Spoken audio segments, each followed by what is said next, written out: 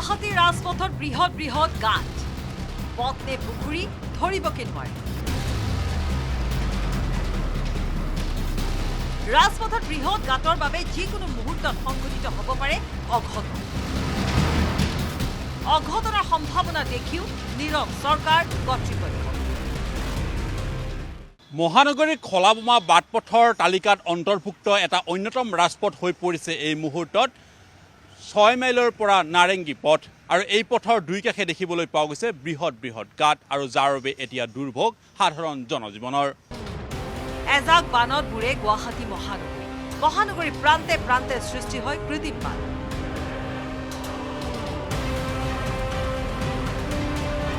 পিছে এই বানৰ পিছতে গুৱাহাটীত সূচনা হয় আন এক ভয়াৱহ পৰিৱেশৰ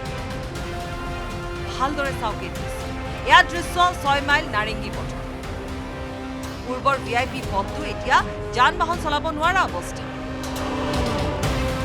হাৰাশাস্তিৰ সন্মুখীন হৈছে দৈনন্দিন পথটোৰে যাতায়াত কৰা লোক যেতিয়াই বৰষুণ দিয়ে আৰু ভাঙা চিঙা পুৰা আৰু পুৰা গোটেইটো পানী পুৰা ভৰ্তি হৈ থাকে আৰু নালাবোৰো পুৰা একদম মানে জাম নালা চাফা নকৰে তাৰপিছত অলপ আগতেও এনেকাই সেম ভাঙা চিঙা চৰকাৰকে কম যে কমসে কম ৰাস্তা ঘাটটো অলপ ভালকৈ মৰমতে কৰিলে ভাল আৰু সেইটোৱে বিচাৰিব আৰু অলপ বৰষুণ পৰিলে যথেষ্টখিনি পানী হৈ যায় গাড়ী মটৰ অহা বহুত অসুবিধা হয় আৰু দেখিছে আপোনাৰ এইফালে যিমানখিনি দোকান আছে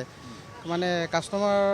কাৰণে বহুত প্ৰব্লেম হয় 60% যদি বৰষুণৰ পানী হয় আৰু 40% মানে আপোনাৰ নলা পানীয়ে গোটেই ৰাস্তাটো কভাৰ কৰি দিয়ে চ' গাড়ী মটৰ অহাত বহুত অসুবিধা হয় তাৰ বাহিৰেও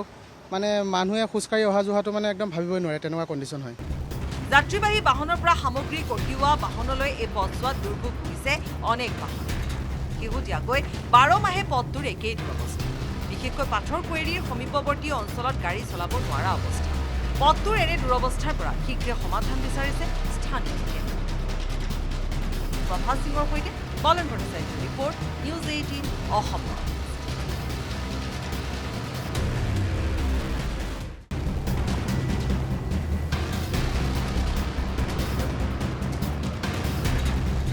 গুৱাহাটীৰ ৰাজপথত বৃহৎ বৃহৎ গাঁত পথ নে পুখুৰী ধৰিবকে নোৱাৰে ৰাজপথত বৃহৎ গাঁতৰ বাবে যিকোনো মুহূৰ্তত সংঘটিত হ'ব পাৰে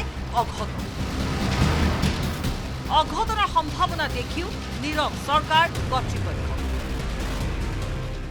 মহানগৰীৰ খলাবোমা বাটপথৰ তালিকাত অন্তৰ্ভুক্ত এটা অন্যতম ৰাজপথ হৈ পৰিছে এই মুহূৰ্তত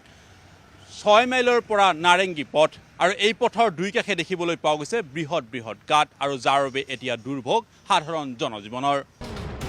এজাক বানত বুৰে গুৱাহাটী মহানগৰী প্ৰান্তে প্ৰান্তে সৃষ্টি হয় কৃত্ৰিম বান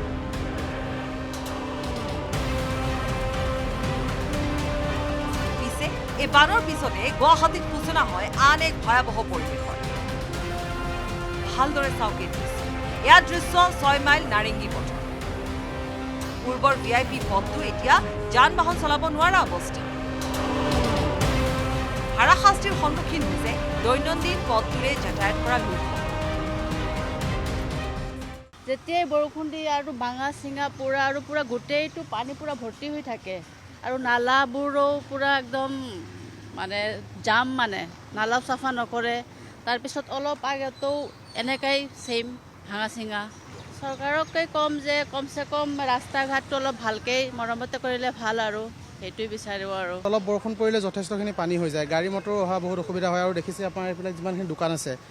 মানে কাষ্টমাৰ কাৰণে বহুত প্ৰব্লেম হয় 60% যদি বৰষুণৰ পানী হয় আৰু 40% মানে আপোনাৰ নলা পানীয়ে গোটেই ৰাস্তাটো কভাৰ কৰি দিয়ে চ' গাড়ী মটৰ অহাত বহুত অসুবিধা হয় তাৰ বাহিৰেও মানে মানুহে খোজকাঢ়ি অহা যোৱাটো মানে একদম ভাবিবই নোৱাৰে তেনেকুৱা কণ্ডিশ্যন হয় যাত্ৰীবাহী বাহনৰ পৰা সামগ্ৰী কঢ়িওৱা বাহনলৈ এই পথছোৱাত দুৰ্ভোগ হৈছে অনেক বাহন শেহতীয়াকৈ 12 মাহে পথটোৰ একেই দুৰৱস্থা বিশেষকৈ পাথৰ কুৱেৰীৰ সমীপৱৰ্তী অঞ্চলত গাড়ী চলাব নোৱাৰা অৱস্থা পথটোৰ এনে দুৰৱস্থাৰ পৰা শীঘ্ৰে সমাধান বিচাৰিছে স্থানীয় লোকে প্ৰভাত সিঙৰ সৈতে বলেন ভট্টাচাৰ্যৰ ৰিপৰ্ট নিউজ 18 অসম